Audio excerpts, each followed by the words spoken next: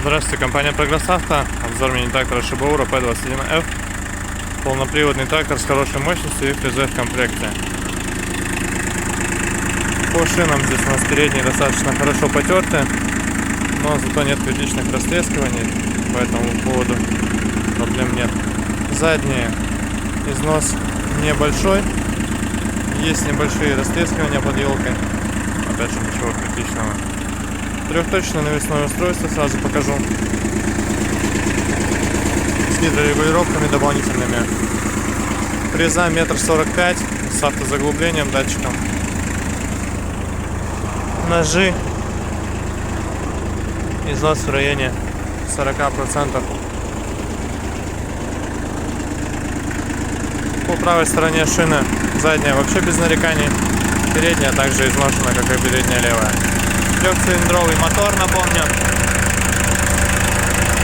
Работает достаточно ровно, беспроблемно. По правой стороне трактор также комплектный полностью. Колея данного трактора по центрам задних колес 95 сантиметров. Клиренс довольно хороший, 30. Поэтому можно его спокойненько использовать практически для любых культур. По наработке сейчас покажу по приборной панели. Здесь у нас пульт регулировок работы навесного устройства и трактора.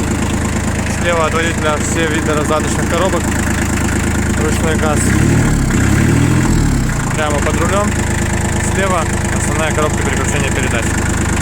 Наработка у нас 602 моточаса.